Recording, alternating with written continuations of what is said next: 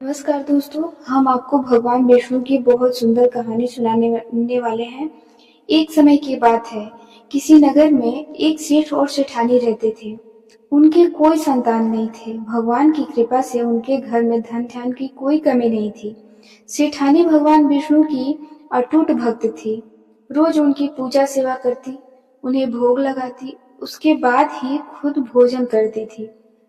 सेठ को सेठानी का दिन रात पूजा करना बिल्कुल पसंद नहीं था। बच्चा ना होने से वह बहुत दुखी रहता था। एक दिन सेठ ने नाराज होकर सेठानी को घर से निकाल दिया। सेठानी ने बहुत विनती करी पर सेठ नहीं माना। अब सेठानी सोचने लगी कि कहाँ जाऊं और वह जंगल की ओर चल दी। जंगल में सेठानी ने देखा कि वहाँ 4 आदमी मिट्टी खोदने का काम कर रहे थे। सेठानी उनसे बोली, मैं घर से भटक गई हूँ, रहने का कोई ठिकाना नहीं है, तो मुझे भी कुछ काम दे दो। उन्हें सेठानी पर दया आ गई और उन्होंने उसे काम पर रख लिया। अब सेठानी दिन रात भगवान का नाम जपती और मिट्टी खोदती रहती।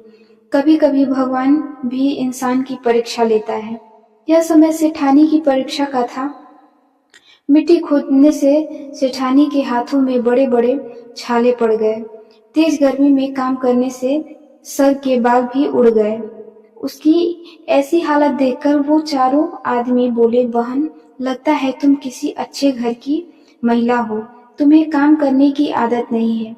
तुम यह काम रहने दो और हमारे घर का काम किया करो। और वह उसे अपने घर ले गए। वो चारों अकेले रहते थे।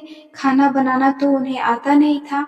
वे चारों मुट्ठी अनाज लाते और कच्चा ही खा लेते। सेठानी ने देखा तो उसे बहुत अजीब लगा। वो बोली, भैया, कल से 8 मुट्ठी अनाज लाना। उन्होंने सोचा शायद यह ज्यादा खाती होगी, इसलिए ज्यादा अनाज मांग रही है। अगले दिन वह 8 मुट्ठी अनाज ले आए। सेठानी ने बढ़िया भोजन बनाया, भगवान विष्णु को भोग लगाया, फिर सभी को खाने को दिया।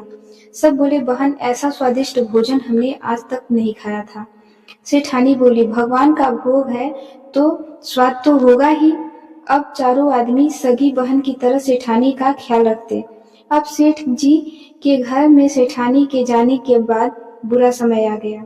अफसोस करता सेठ बहुत दुखी रहता था। आसपास के लोग कहने लगे, यह तो सेठ के भाग्य का खाता था। सेठ को बहुत पछतावा।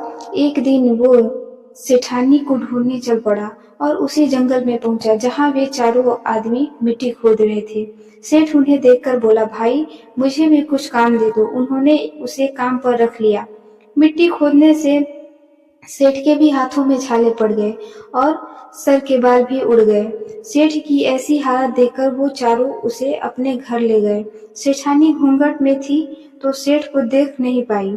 उसने सभी के लिए भोजन तैयार किया और हर रोज की भांति भगवान विष्णु को भोग लगाया और उन 4 भाइयों को भोजन परोस दिया। और जैसे ही सेठ को भोजन परोसने लगी, भगवान विष्णु ने उसका हाथ पकड़ लिया। सेठानी बड़ी हैरान हो गई। चारों बोले, बहन, भोजन क्यों नहीं परोस रही? वह बोली कि कुछ नहीं कर रही, मेरा हाथ तो भगवान विष्णु ने पकड़ रखा है। भाई बोले, हमें भी भगवान विष्णु के दर्शन कराओ।